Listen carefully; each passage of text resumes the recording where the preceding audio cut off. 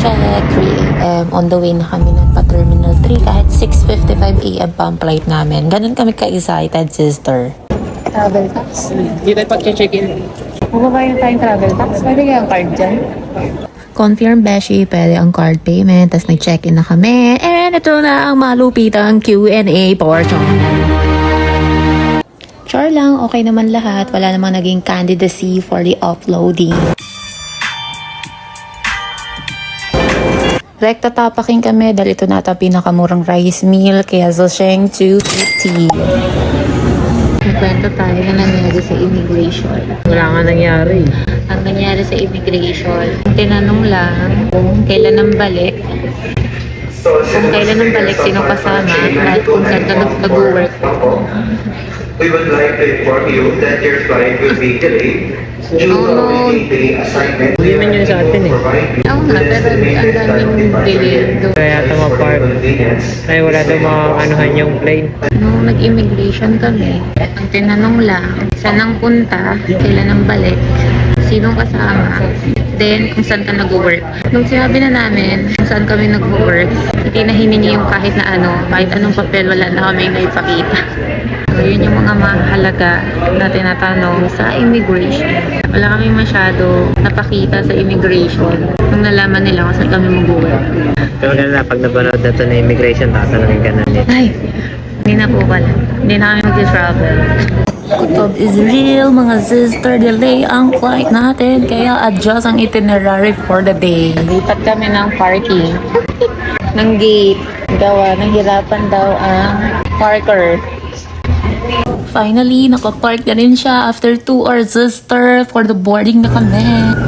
After all these years. First time namin sa Scoot at in fairness, ang luwag niya. Almost 4 hours ang travel time namin from Manila to Singapore. Excited na ako, Beshi, kahit mawawaldas ang aking salapi. This is it, Beshi. Nandito na kami sa Singapore. Kinuha na namin yung bag namin. Then, rumekta na kami dito sa pick-up ng SIM card namin na binili lamang namin dito sa Klook. Siyempre, pinuntahan namin ito pinagmamalaki ng Changi Airport at talaga namang sobrang ganda talaga ng airport nila. Living in the fairy tale ka, Beshi. After ng konting libo, hinanap namin itong link branch papuntang Terminal 2 kasi nandun yung MRT papunta ng City and Beshi. Ang hirap niyang hanapin! Bumili kami nitong EasyLink card dahil sabi nila mas makakamura daw kami kaysa gumamit kami ng credit card and Beshi. 10 Singaporean dollar to, Beshi, with charge. Oh my God, kayo na lang mag-convert. Yung transportation nila dito, sister, hindi maganda. Kasi sobrang ganda, sister. Mapapasana all ka talaga na sana ganito rin sa atin. Sheesh! Pagbaba namin sa Chinatown, ito agad na bumungad sa amin ay Woke since gutom na kami for the go. Sa tapat nito, sister, may murang bilihan ng mga chocolate kaya alam nyo na.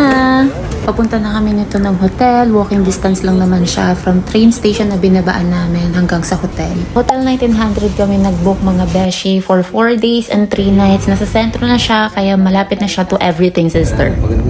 Naku, bawal si Bami. Big Bawal na. You can do it. Ano to? CR to? Yeah. Oh, it's just a small tiny room but clean. What is this? Open this for the sake of vlog. Small shower. Okay na din. Let's go, pahinga mo na. And eat! I don't know, but it's weird to have a sink in front of the bedroom. Hindi naman yan. Yeah, this is just a tiny space but very expensive. Oh my God. Ganda tayo. Honest rating to, ha? Ano nga to? Grilled chicken na nakahalo na to? Grilled fried. Grilled fried. Fried rice with chicken tas anong tawag nila? Taste like to pa. Okay, what's your birthday? Gutom na ako eh. Kaya masarap talaga siya. 6? I think it's 8. Ano ba to? Okay? O okay? Okay. Nasarapan ako. Pag tingnan mo sa camera, parang hindi siya appetizing, no? Pero masarap talaga siya. The ultimate non-stop vlogging. Kinitan namin yung friend ng jowa ko dito sa SG, tapos sinamahan nila kami dito sa bilihan ng mga pasulubong na 5 minutes away lang naman sa hotel namin. Dinala rin kami dito sa Hawker Center para tikman ang local foods ng SG na swak lang sa budget. Para sa dinner, dinala kami dito sa Lau Pasat. Di ko sure kung yun nga yung tawag doon, pero basta ayan na beshi. Sobrang daming tao, pero maraming stall rin naman yung pamimilian, left and right, sister. 15. What? This one no need to say. You tell me for this steak what meat you want. Okay, beef. Okay, beef. Chicken and beef ah? Yes. Ah, what you see? Ayo. Ay, so young. I thought unfair.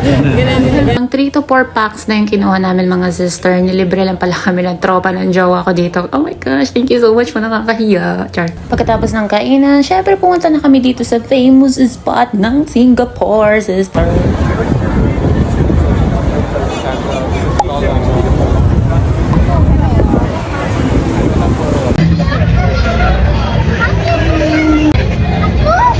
The day 1. Ayun at Singapore. Day 1 ng Singapore. Walking distance mo lang lahat.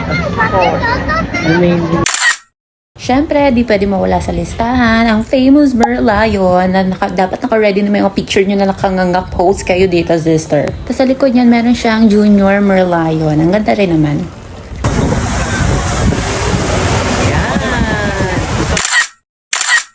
That's a wrap, sister. Uwian na kami. Tapos tinuruan pala nila kami mag-commute dito sa SG gamit itong EasyLink card.